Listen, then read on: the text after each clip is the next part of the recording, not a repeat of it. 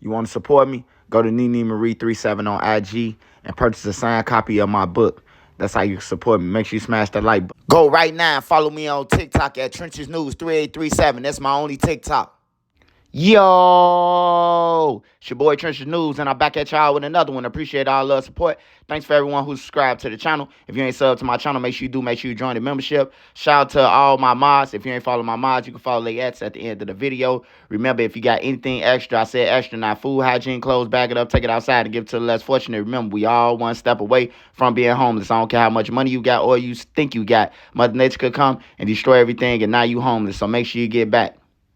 With that being said, let's say the kids, the women, the elderly, the neutrons, and the civilians. It's Saturday, y'all. Make sure you keep your head on the swivel. Remember, CPD can't save you or your local police department, so make sure you know where your kids are and your surroundings. If you got kids out there, nieces, nephews, claiming hats, dissing the dead, woofing on the internet, make sure you get life insurance on them so you can bury them properly and won't have to go fund me. All right, I got two stories for y'all. We talking about the police officer that was killed in a brain-dead neighborhood by a fellow officer, and what's next for the person that ran and the people who they ran in the house and found the guns and pointed the rifle. What's next for them? And then we talking about 600 Breezy speaks on Lil Durk and Chief Keef. Finally, somebody spoke out and kept it real, man. That's why I reported about it. So make sure y'all smash that like button so this video can get around. If you got Twitter, TikTok, Reddit, Twitch, Facebook Market, Beizoo, hook it up. All right, so first story, we talking about the police officer that was killed on 82nd and Drexel. At first, they were saying it like the guys that's over there, they was chasing somebody, and then they ran into an apartment, they opened fire. First, that was their story. Then the story came out that a news analyst said that the officer may have done it while he was shooting because his gun is the only one known to be discharged at this time. So they had seen somebody, they was patrolling the brain dead area, and they seen somebody who looked like he had a gun, what they say, and they hopped out, chased him. He ran into a building, ran into an apartment. They kicked through the door right behind him, or it was some pointing of guns in the apartment, and the lady was in front of him and he shot. We gonna see the real body cam. You know, some people saying relationship, some people saying that, you know, we gonna get the real though. But what I can tell you is, after we watch this video, the guys who did it, they will be charged. They will be charged for her murder. Just watch and see how they do it. That Officer Rivera was shot and killed by one of her colleagues, adding to the tragedy that's already left this department reeling.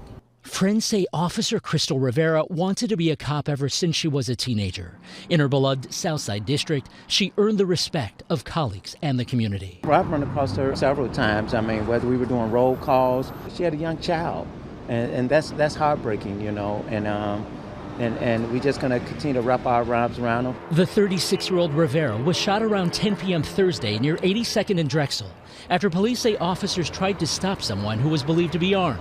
Officers giving chase as that person ran to an apartment. They were then confronted by a second person who was in that apartment who was armed with a rifle pointed at the officers. At some point, the officer discharged a weapon. Our officer was struck. 10-1, 82nd and Drexel. Officer shot, 82nd and Drexel, 10-1. Rivera was rushed by fellow officers to University of Chicago Hospital where she died. A sea of blue saluted their fallen colleague and escorted her ambulance to the medical examiner's office. We're going to continue as a city to pray for the Rivera family and the entire police department. The tragedy compounded by new details released by Chicago police, who say further investigation revealed the only weapon discharged during this incident was the weapon of the officer, whose gunfire unintentionally struck Officer Rivera. An autopsy reveals Rivera was shot in the back. Her death ruled a homicide. Investigators spent the day gathering evidence at that apartment. We're not going to release any information until we have all of the evidence and we can really decipher what occurred at that scene. Officer Rivera had 4 years on the job and spoke with ABC7 at her police graduation. The mother of a 10-year-old girl, she had planned a birthday party this weekend for her daughter. A really sweet person, got along with everybody, just a great, you know, very kind and outgoing person. Police say they recovered 3 guns at the shooting scene and have the person from the apartment who allegedly pointed the rifle at officers. Well, this how this finna go. The guy who they chased, he finna catch the body. The guy who was in the crib, who they say when they went in the crib, he pointed a rifle, he finna have to eat the charge of the guns and whatever else in the crib. But his lawyer could fight. If he get a good lawyer, he could fight that. He don't know, dude. He ran in his crib and he just heard the dough. You know, he ain't know that he was running from no police officer because truly he wasn't outside. But he'll have to eat it. But the guy who ran from the police initially, he finna get charged with that body, man. But I'll keep y'all updated on the officer, what they talking about. But I really think that the person who house it was, even if they was, you know, got some illegal shit, bro. They ain't got nothing to do with what he doing. They finna get kicked because of him. You know, hit over the head.